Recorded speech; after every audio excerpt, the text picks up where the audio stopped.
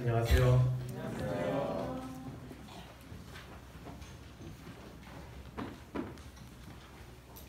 우리 목사님들은 이번 일을 많이들 바쁘신데요. 그 중에 제일 중요한 일이 사경에 다니는 일이죠. 근데 이제 한 친구가 그런 이야기를 하더라고요. 오이, 큰 교회 배정됐네. 사실 제가 입당 예배 때 와보긴 했지만 몇 명이 모이는지 어느 분이 계신지 전혀 모르는 상태에서 왔었습니다. 그리고 다시 한번 생각해 보니 내가 20여 년 전에 여기 학생연수사로 있었지 라는 생각이 들었었고요.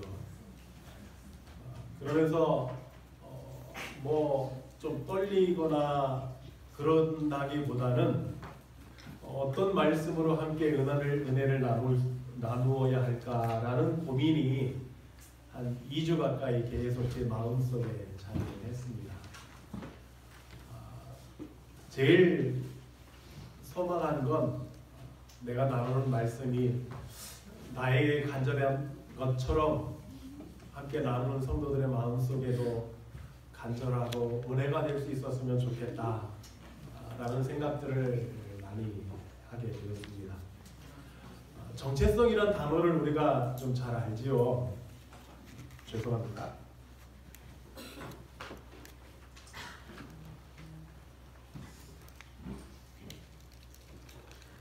정체성이란 단어가 어떤 뜻이지요? 어떤 사람이 가진 원래의 그 특징, 상태 뭐 이런 걸 정체성이라고 할 수 있을 것 같아요.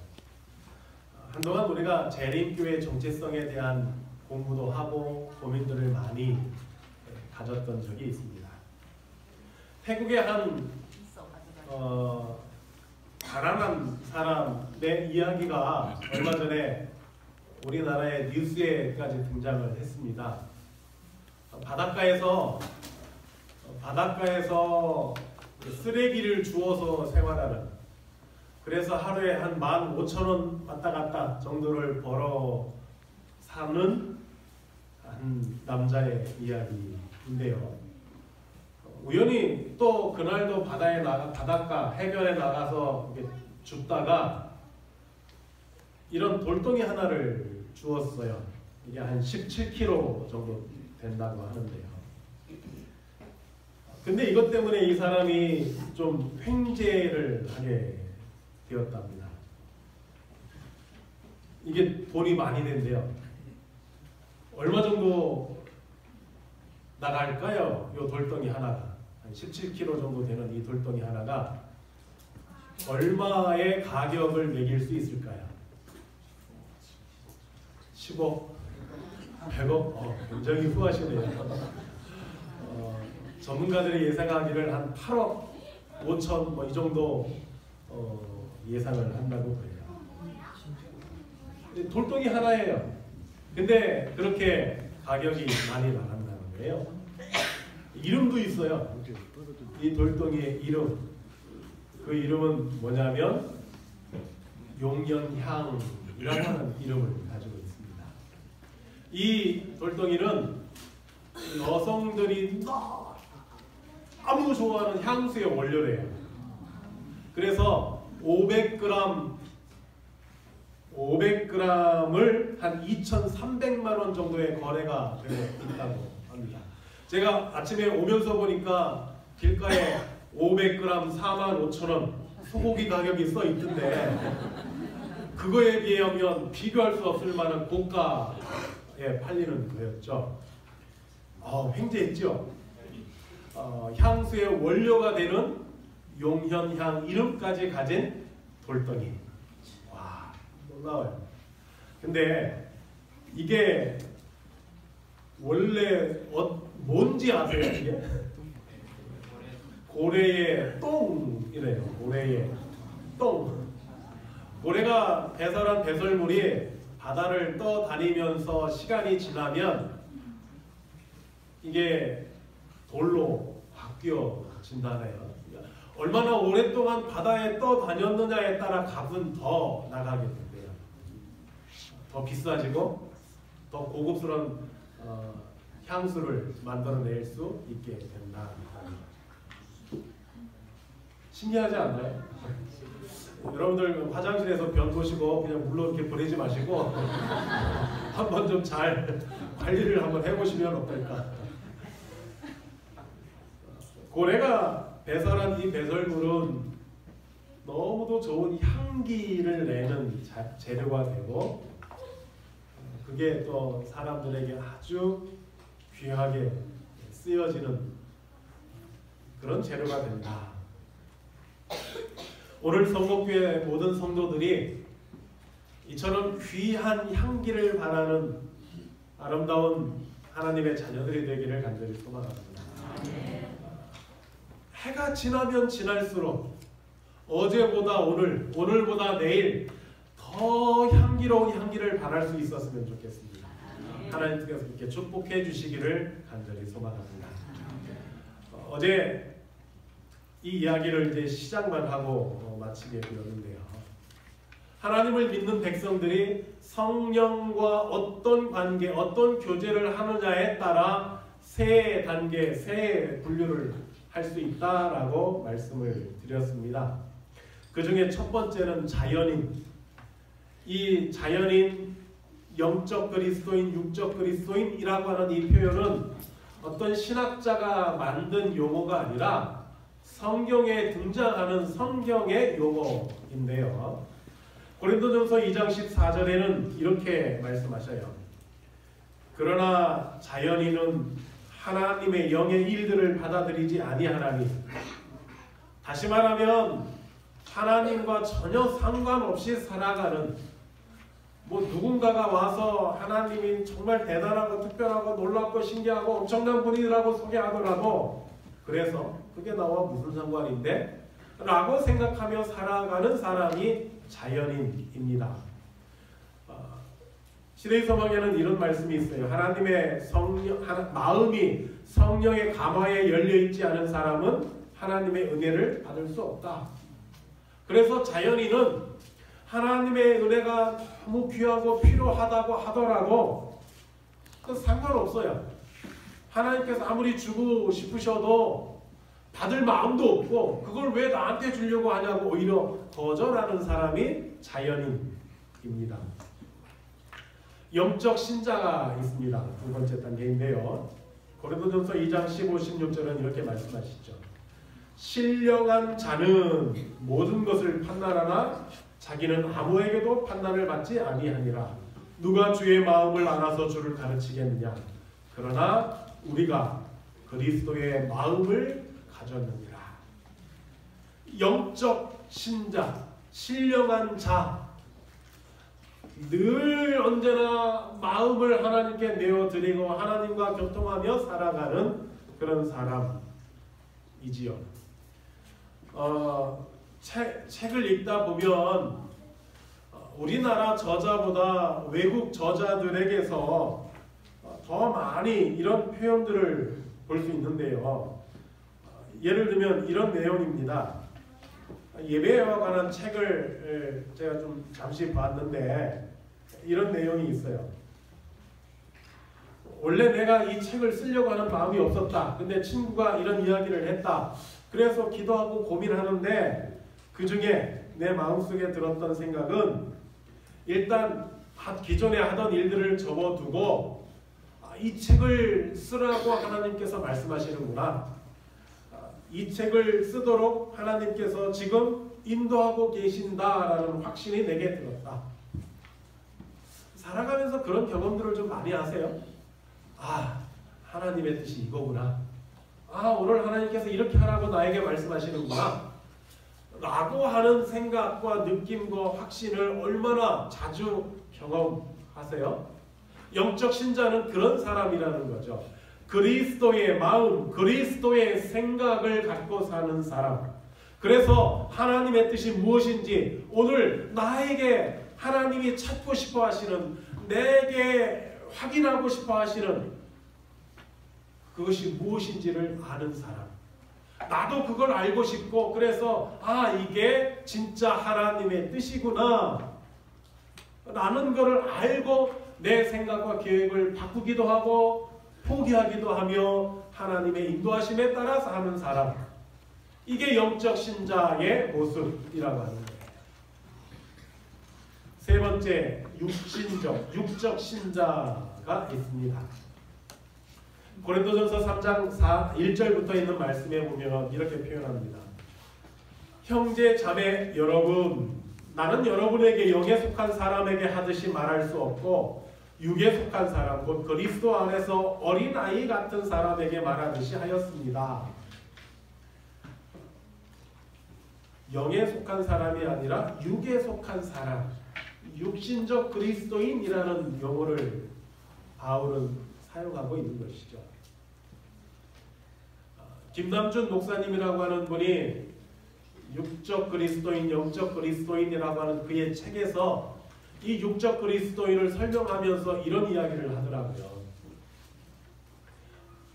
본인이 어렸을 때, 시간이 오래전 이야기이지요. 한 집이 있는데 셋방 사는 사람들이 4가정이 주인하고 셋방 사는 사람 해서 5가정이 한 집안에 살던 시절, 이 목사님이 사는 방 건너편에 신혼부부가 오게 되었는데 그 집에 아이가 이제 태어나게 되었어요. 너무 그래서 그 5가정에서 이 아이 때문에 얼마나 즐겁고 행복했는지 모른답니다. 예쁘고 귀엽고 사랑스럽고, 그래서 많은 관심이 그 아이에게 쏟아지던 시절이었대요.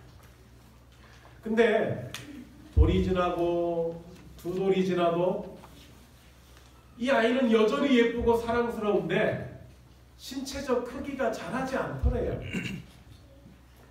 그래서 조금 더 기다려보자, 때가 되면 클 거야.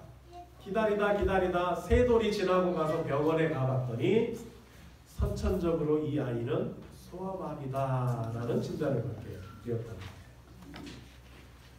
우리가 통상적으로 1살 때, 2살 때, 3살 때는 대략 이 정도는 돼야 한다, 이런 일들은 해야 한다, 그런 생각들을 우리는 갖고 바라보게 되지요. 근데 이 아이에게서는 그런 자라남이 없었던 것이죠. 육신적 그리스도인은 그런 상태라고 하는 거예요.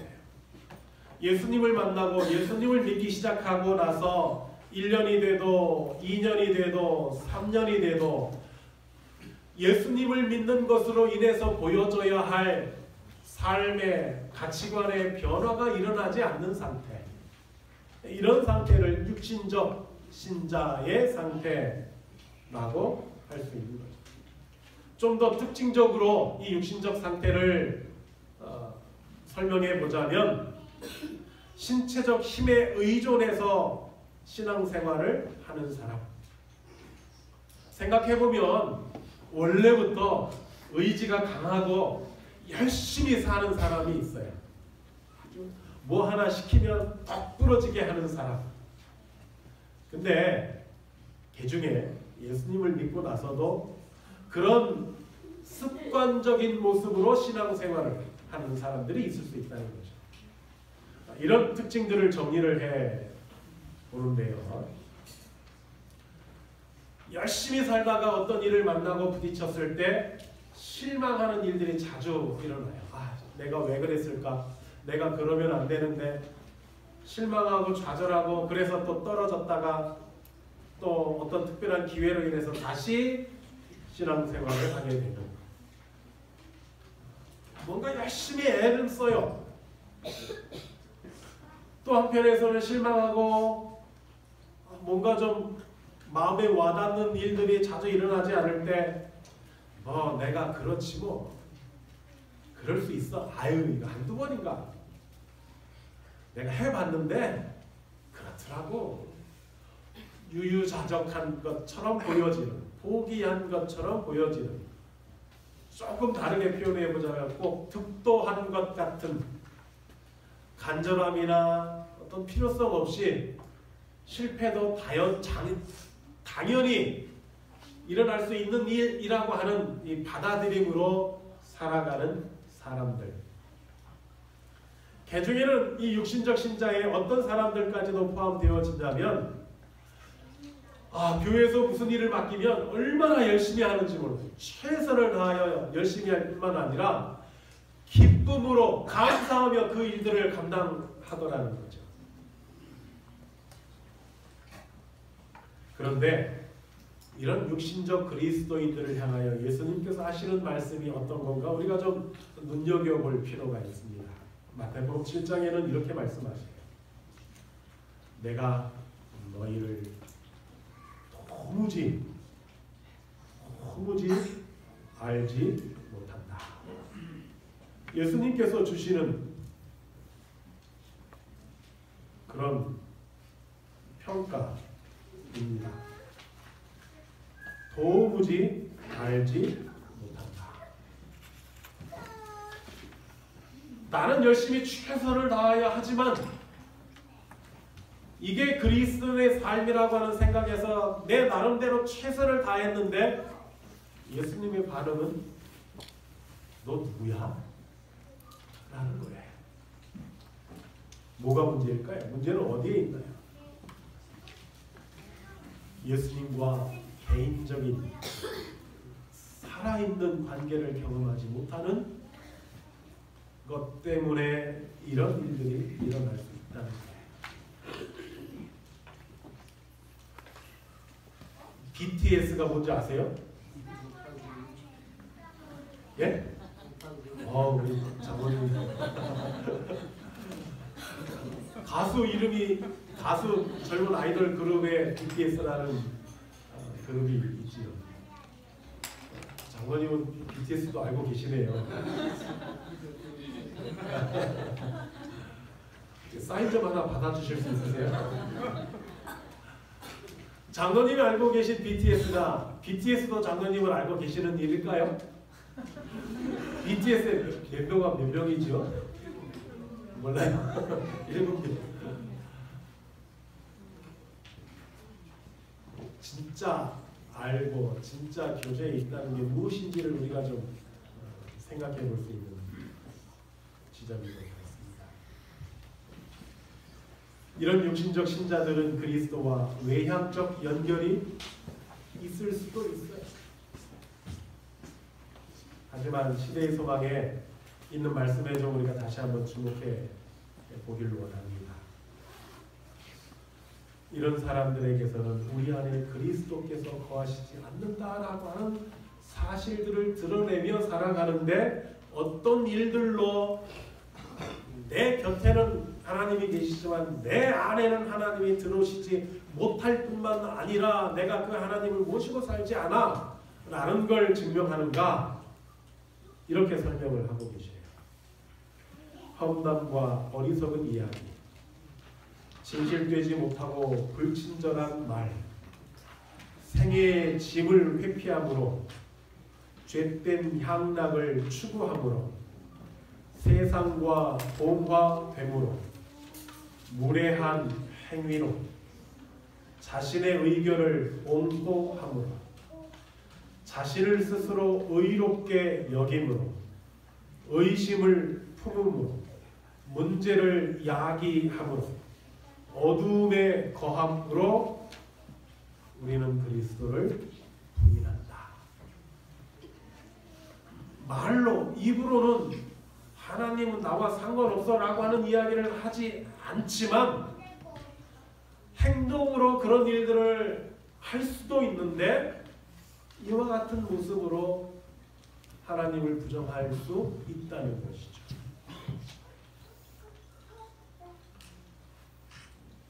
굉장히 조심스럽게 우리가 살펴보고 묵상해 볼 주제라고 생각이 됩니다. 내가 하나님께 굴복하는 일을 하지 못할 때 이런 일들이 생겨난다는 거예요. 요즘 시대에 굴복, 복종 이런 단어는 굉장히 시대와 맞지 않는 단어일지 모르겠습니다. 시대가 그렇기 때문에 신앙생활에까지 그런 일들이 찾아올 수도 있다라는 것이죠. 그런 불복, 복종의 일들이 왜 오늘 우리에게 필요한가? 그렇게 하지 않으면 주여 나의 모든 소유와 나의 전 존재가 하나님의 것입니다 라고 기도 드릴 수 없을 때 하나님께서는 우리를 모른다라고 말씀하시기 때문에 우리의 전부를 하나님께 드릴 수 있어야 한다라는 거예요. 그러한 일들을 위하여 우리는 더 많이 성경에서 하나님이 어떤 분이신지를 만나야 하는 것이죠. 고린도서 3장에서 사도 바울은 이렇게 표현합니다. 너희는 아직도 육신에 속한 자로구나. 우리 중에 얼마나 몇 명이 육신에 속한 그 지점에 있을지 저는 잘 모르겠습니다. 하나님께서 판단하실 문제입니다. 그럴지라도 오늘 말씀을 생각해 보면서 내가 육신의 자리에 육적 그리스도인의 모습으로 남아있구나 라는 것이 깨달아지더라도 포기하지 마십시오. 사도 바울은 지적하시고 우리의 상태에 대하여 말씀하시면서 우리에게 좀 도움과 희망이 되는 표현을 하고 계신데 아직도 라고 하는 표현을 하고 계시다는 거예요. 아직도. 다시 말하면 갈 수 있고 갈 기회도 되고 그렇게 해야 한다고 하는 격려를 우리에게 주고 계신 것이죠. 누구든지 그리스도의 영이 없으면 그리스도의 사람이 아니다. 그러니 우리가 함께 그리스도의 영을 우리의 삶에 모시고 살아가자라고 우리를 부르고 계신 것이죠. 육적 그리스도인들이 있는 곳에 어떤 문제들이 있는지도 우리가 좀 살펴볼 필요가 있습니다. 토저라고 하는 목사님은 그의 책에서 이렇게 이야기를 합니다. 하나님께서 오늘날 우리의 교회로부터 성령을 거두어 가신다 해도 95%의 교회 활동은 그대로 지속될 것이고 교인들은 아무 변동도 느끼지 못할 것이다. 그러나 하나님께서 초기 교회로부터 성령을 거두어 가셨다면 95%의 교회 활동은 즉시 중단되었을 것이고 교인들은 이 변동을 바로 알아차렸을 것이다. 초기 교회, 초대교회와 오늘 다른 점이 있다면 하는 일들은 비슷하고 같은 꼭 필요하고 해야 하는 일들이 교회에서 있을 수는 있겠지만 성령이 없어도 돌아가는 시대와 성령이 멈추어졌을 때는 변화를 깨닫고 함께 멈추어 서는 이런 차이라고 설명을 하는 것이죠. 오늘날 성곡교회가 지역사회를 위하여 하는 많은 일들을 하나님께서 지켜보시고 기뻐하시리라 생각이 됩니다. 그런 일들을 감당하시는 모든 우리 성곡교회와 맡으신 분들에게 하나님께서 축복하여 주시기를 간절히 바랍니다. 그런데 조금 살펴보면 하나님께 체험받으며 맡겨진 봉사를 감당하는 이들과 그 일을 하나님의 성령으로 체험받지 못하고 일에 매여 있는 사람들과 차이가 있다면 체험받지 못하면 5년, 10년이 되기 전에 지치고 힘들어서 우리 이제 이런 거 그만합시다 라고 하는 이야기가 나오는 경우가 종종 있었음을 제가 보게 돼요. 또 한편에서 보면 교회의 일들로 시작되어진 일들이 시간이 가면서 교회와는 상관없는 일이 되는 경우도 보게 됩니다. 담임 목사님이 함께 이 일을 어떻게 교회의 사업으로 연계시킬까 고민해보자 라고 이야기를 꺼내면 말도 안 되는 소리 하지 마세요. 요즘 정부의 이 기준이 얼마나 강화되었는데 그런 소리를 하세요. 택도 없는 소리 하지 마세요. 교회에서 하는 일인데 머리를 맞대고 어떻게 우리가 교회와 하나님과 연계시킬까 고민하자는 이 제안이 말도 안 되는 소리로 치부되어지는 일들도 일어나고 있더라는 거예요. 그런 점에서 간곡히 당부드리기로는 사역을 맡으신 모든 분들의 마음속에 성령의 필요함과 성령의 지도하심을 받기를 원하는 그런 간절함으로 맡겨진 일을 감당하시기를 간절히 소망합니다. 뿐만 아니라 모든 성도들이 일들을 맡아서 하시는 모든 분들 위해 성령의 지도하심과 감화가 임하게 되기를 기도해 주시기를 바랍니다. 그럴 때 성곡교회에서 맡으신 모든 일들이 그 일의 결과가 하나님께 영광이 되는 일이 될 것입니다. 사도 바울은 육적 그리스도인을 향하여 너희들은 그렇게 하려면 그리스도인이라고 하지도 마, 그리스도인도 아니야 라고 말하지 않고 형제 자매 여러분이라고 말씀하고 있음을 보게 됩니다.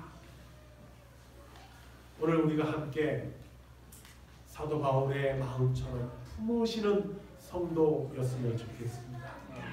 비록 그 일의 결과가 가시가 있고 그래서 때로는 좀 불편함을 끼친다 하더라도 여전히 하나님께서 관심을 두고 계신 하나님의 자녀됨을 우리가 잊어서는 안 된다는 것이죠. 이런 육신적 그리스도인들에게 있는 문제는 하나님의 법이 오히려 불편하게 여겨질 수 있는 문제가 있다는 거예요. 하나님의 말씀으로 권면하고 하나님의 말씀을 묵상할 때에 내 기존의 생각과 다르다고 여겨지는 어떤 부분들이 있을 때 불편하고 어색하고 그래서 오히려 하나님과 가까워지는 대신에 그런 하나님의 법 때문에 멀어지는 일들이 생겨날 수도 있더라고요. 그래서 순종하고 지키고 따르기보다 이건 내게 아니야, 나와 상관없어 라고 밀어내는 모습들이 육신적 그리스도인들에게서 일어나는 일이라는 거예요. 또 한편에서는 하나님의 도움을 더 간절하게 원하는 일들이 일어나지 않고 내 뜻대로 내가 생각한 대로 이루어져야 그래 이거지 라고 기뻐하는 그것만 고집하는 일들이 육신적 그리스도인들에게서 일어나고 있더라는 것이죠. 우리가 무슨 결정을 하든지 반드시 하나님의 뜻을 따라야 한다는 사실을 잊지 않게 되기를 간절히 소망합니다. 그렇게 할 때 하나님께서 우리에게 행할 힘, 맡겨주신 일을 감당할 힘을 주실 것이라고 하는 것이죠. 이런 일들이 나타나는 근본적인 문제의 핵심이 있습니다. 화이트보이는 이렇게 지적하시는데요. 마음을 반쯤 바친 그리스도인들은 불신자보다 더욱 낫다.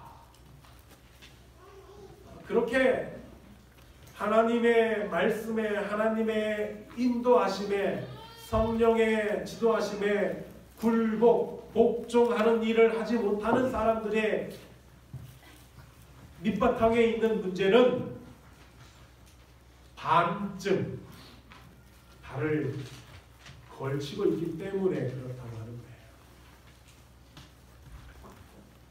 다니엘스라고 하는 대청회장을 하셨던 목사님은 이렇게 그런 부분들을 설명하는데요. 형식주의는 가장 기반적이며 파괴적이다.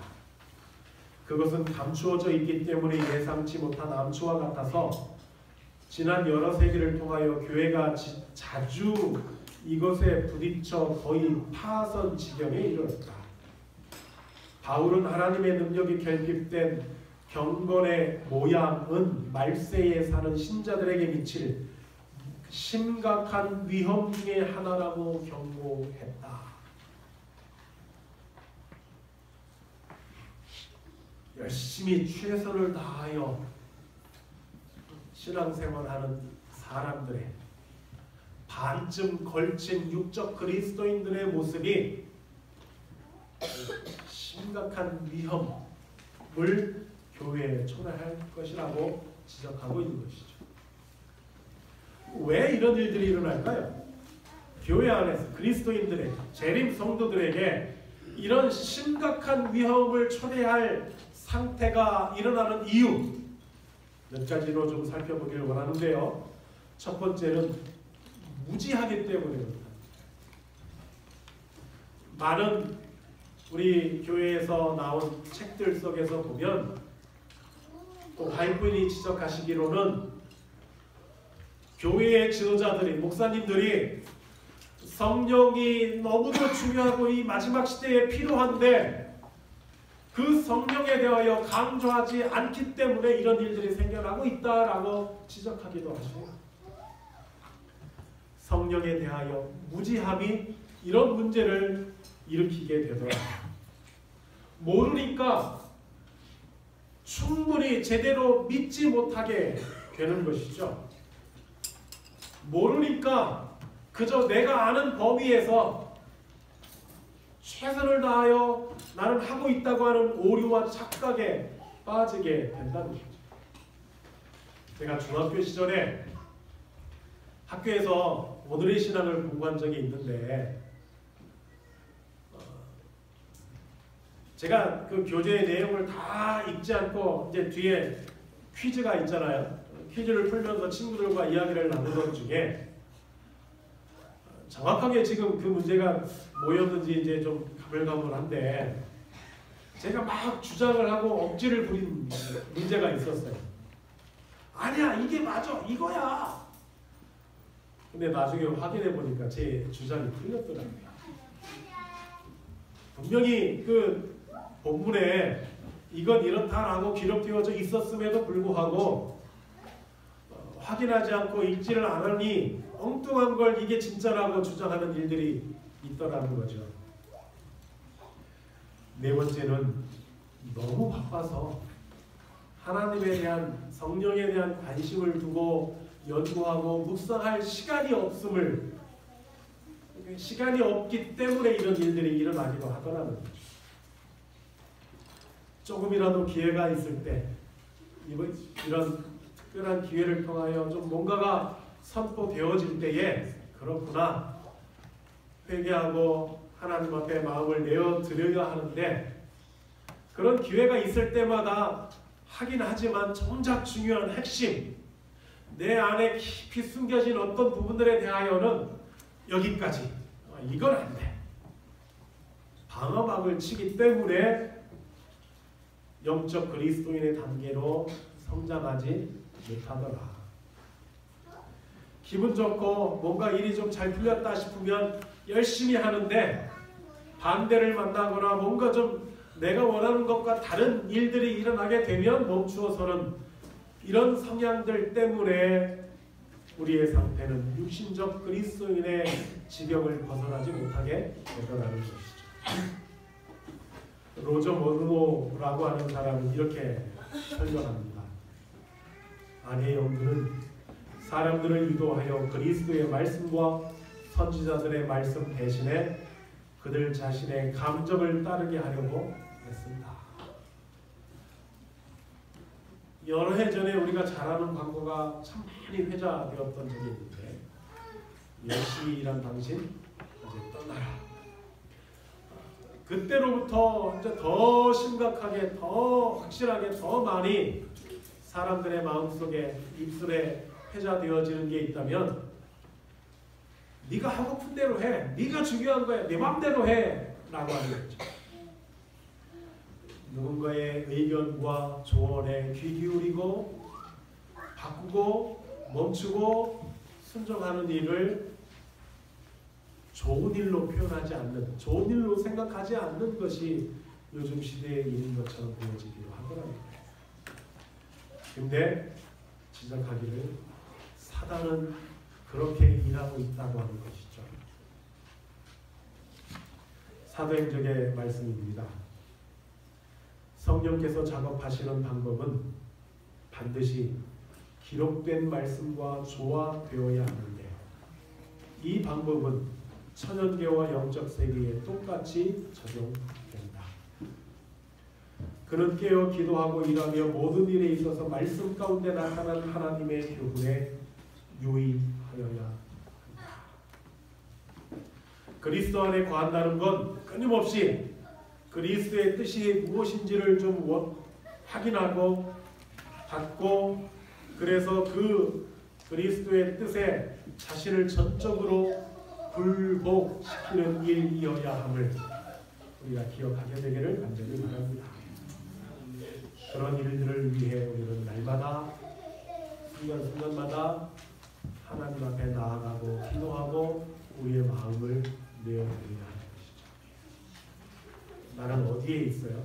내가 있는 지점은 어디인지 오늘 좀 이후의 시간들 동안 함께 묵상하는 가운데에 확인해 보시면 좋겠습니다. 한옥이라고 하는 목사님이 쓰신 책에 이런 이야기가 있습니다. 역사도 있고 많은 성도들이 모여서 예배드리는 뿐만 아니라 예배 드릴 때마다 말씀이 선포되어질 때마다 은혜를 받고 성도들이 함께 화목하게 신앙생활하는 교회가 있었습니다. 근데 어느 순간 갑자기 이 교회에 이런저런 시련들이 많이 닥쳐오는 거죠. 연속적으로 말이죠. 결국 담임하시던 목사님이 떠나가고 새로운 목사님이 오게 되었답니다. 그때 이제 시간이 조금 지나고 한 권사님이 담임 목사님을 찾아가서 이런저런 이야기를 하는 중에 이런 이야기를 했답니다. 목사님, 제가 그때 우리 교회가 왜 그렇게 시험에 들었는지 생각해 보게 되었는데 그런 많은 시험들이 연달아서 일어나던 그 즈음에 교회에 좀 변화가 있었는데 교회에 있던 오래된 기도실을 없애고 시대에 맞게 그 자리에 카페를 만들었어요. 젊은 사람들이 모이게 하고 또 시대가 이제 그런 시대로 바뀌어져서 우리 교회가 좀 맞추어 가자라고 하는 생각에서 카페를 만들었더니 그때부터 교회에 시련들이 찾아오게 되더라고요. 그 이야기를 들은 목사님은 정신이 번쩍 들게 되더래요. 그리고 당회를 열어서 우리로 말하면 직원회를 열어서 함께 머리를 맞대고 고민하던 중에 다시 기도실을 회복해 되었다고 하는 이야기입니다. 그러자 놀랍게 상황이 반전되어 말씀과 기도가 중심이 될 때에 우리가 원하는 일들이 하나님께서 원하시는 방향과 하나 되어 이루어질 수 있다는 것이죠. E.M. 바운즈는 이렇게 이야기합니다. 기도하지 않으면 하나님께서 돕고 싶으셔도 도우실 수 없다. 뭐 하지 않으면요? 기도하지 않으면. 기도하지 않으면 하나님께서 돕고 싶으셔도 도울 수 없다는 거예요. 다시 한번 이미 알고 있지만 이미 그렇게 살아가고 계시지만 오늘 이 안식일 아침에 마음속에 좀 깊이 담아주셨으면 좋겠습니다. 우리가 경험하는 여러 문제들이 있고 그 중에 가장 큰 문제가 있다면 성령 하나님의 지도하심에 굴복하지 않는 일일 텐데 이 문제를 해결하기 위하여 우리가 해야 할 일은 예수님을 우리 안에 모셔내는 일이어야 한다는 거예요. 요한복음 15장 4절 말씀에 그렇게 예수님께서 말씀하십니다. 예수께서 말씀하시되 내 안에 거하라 나도 너희 안에 거하리라. 예수님이 내 안에 계시고 내가 예수님의 생각을 품고 살아가야 우리의 문제가 해결되어질 수 있다는 거예요. 그런 점에서 우리는 함께 마음을 모아서 지속적으로 성령을 구하는 일들을 해야 하는 것이죠. 전적으로 그리스도께 굴복되어질 때에 우리는 영적으로 성장해 나아갈 수 있다는 거예요. 나를 하나님께 굴복시키는 일이 왜 중요하고 필요하냐? 하나님께서 우리를 축복하고 하나님께서 우리를 능력의 길로 인도하길 원하시더라도 내 마음을 하나님께 내어드리지 않으면, 내가 하나님께 굴복하지 않으면 하나님께서 그 일을 하실 수 없기 때문에, 복받는 그리스도인이 될 수 없기 때문에 오늘 우리는 우리의 마음을 그리스도께 순종하는 삶을 살아야 하는 거예요. 우리가 우리 교회에 올해 침례자가 몇 명이고 출석하는 성도가 몇 명인 걸 가지고 자랑하는 대신에 내가 진심으로 올 한 해 말씀 앞에서 이런 경험들을 했다고 함께 나누는 일이 우리의 기쁨이고 영광이 될 때에 이 교회는 원하지 않더라도 차고 넘치는 교회가 될 수 있을 거랍니다.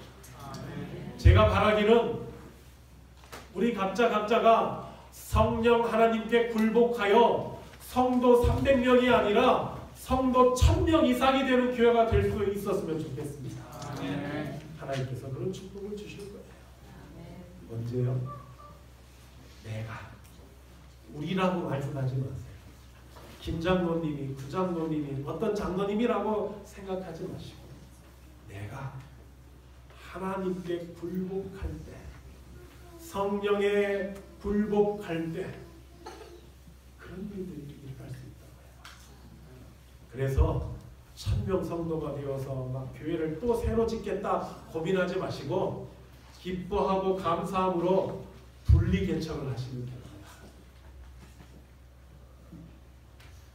함께 좀 읽어볼까요? 시작. 하나님께서는 99%만 헌신한 온 군단의 병력보다 100% 헌신한 한 사람을 통하여 더 위대한 일을 하실 수 있다.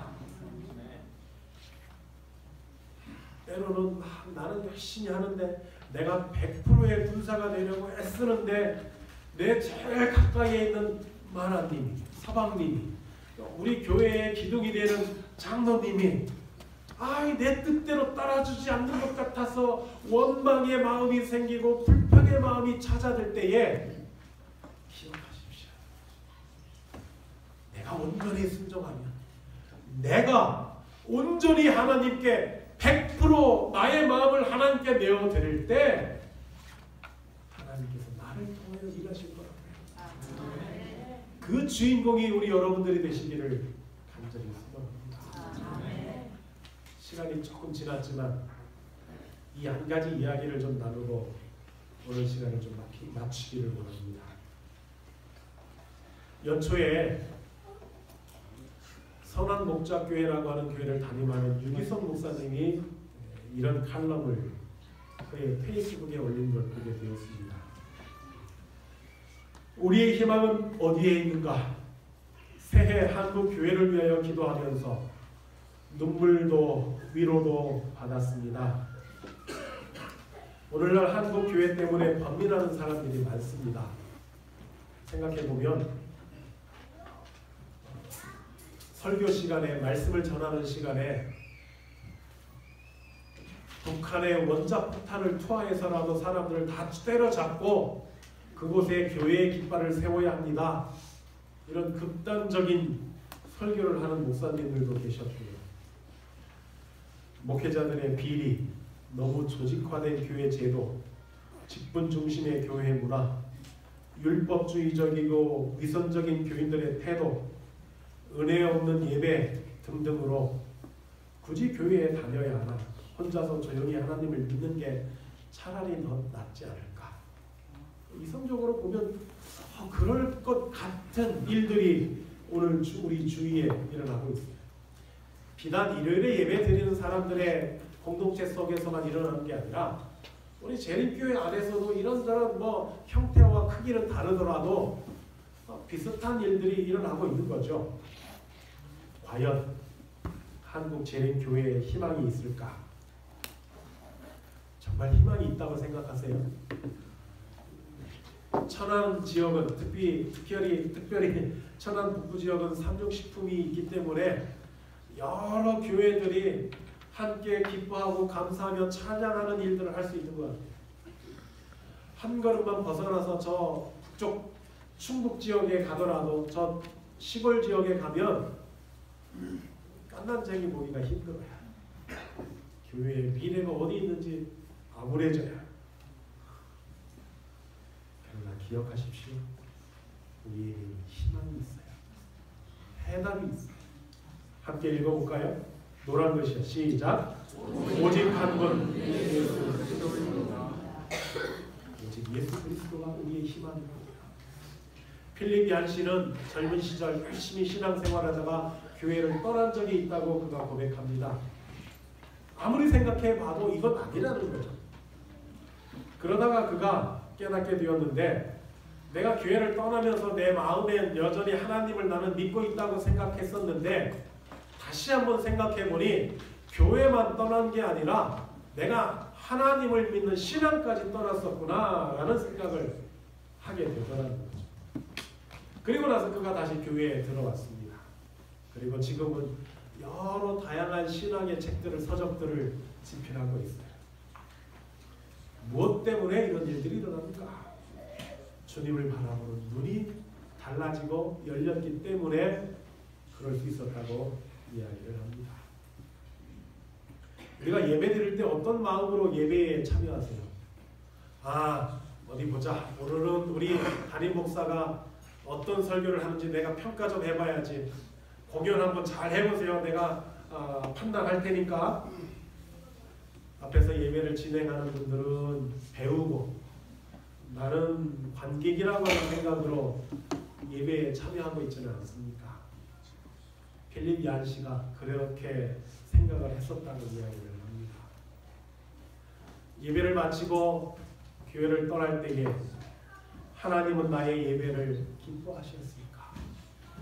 앉아 계신 우리 모든 성도님들이 함께 예배 드리는 배우가 되어야 하는데 판단하고 점수 매기는 관객이 되는 일들이 쉽게 일어날 수 있다는 거예요. 가정은 전통적으로 우리가 이렇게 표현했죠. 요즘은 조금 다를 수 있을지 모르겠는데요.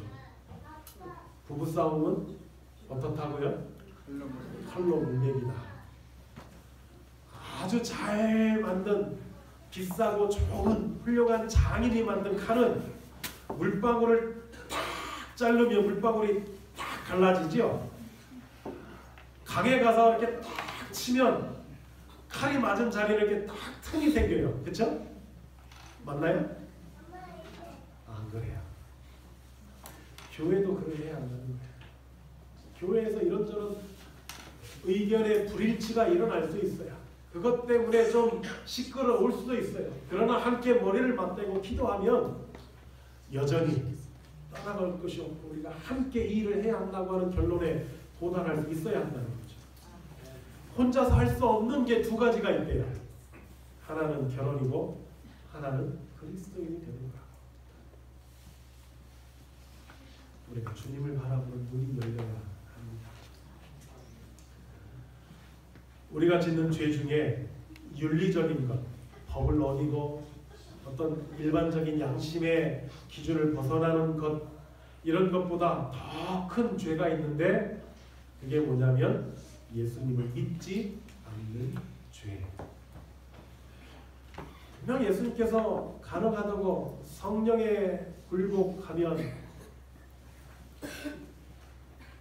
오순절 때 있었던 것, 그런 일들이, 그것보다 더 큰 일들이 하인부인의 표현대로 이전에 경험해 보지 못한 놀라운 부흥의 일들이 일어날 것이라고 약속하여 주셨는데, 힘들 것 같아. 안 돼. 라고 생각하는 건 무엇과도 비교할 수 없는 큰 죄라고 하는 지적이지요. 주님을 바라보아야 합니다. 포기하지 않으시는 주님. 때로는 내가 열심히 하다가 어떤 벽에 부딪혔을 때 나를 알아주는 사람이 하나도 없네. 나 혼자네. 쓸쓸하고 외로움을 느낄 때, 그때 우리가 기억해야 하는 일이 있다면 하나님은 절대로 우리 혼자 남겨두신 적이 없다고 하는 거예요. 우리가 받은 가장 놀라운 은혜가 뭔지 아세요? 우리가 받은 가장 큰 축복, 하나님께서 나에게 주신 가장 큰 축복이 있다면, 내가 하나님을 알고 내 마음속에 하나님을 모시고 그래서 그 하나님과 동행할 수 있게 된 것, 이게 우리가 받은 가장 큰 축복이라고 하는 것이죠. 예수님이 우리 안에 거하시고 우리는 주님과 친밀히 동행하게 된 것이 우리의 가장 큰 축복.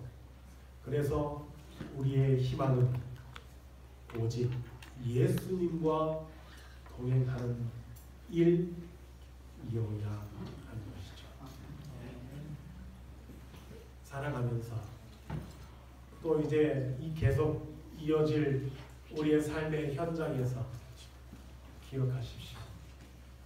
내 삶의 문제와 내 일상에 만나는 여러 문제들의 해답은 오직 예수가 되어야 합니다. 그래서 그 말씀을 붙잡고 기억하고 성령의 인도하심에 무릎 꿇는 성도가 되셔서 하나님께 쓰임받는 귀한 성도를 되시기를 간절히 바랍니다. 아멘.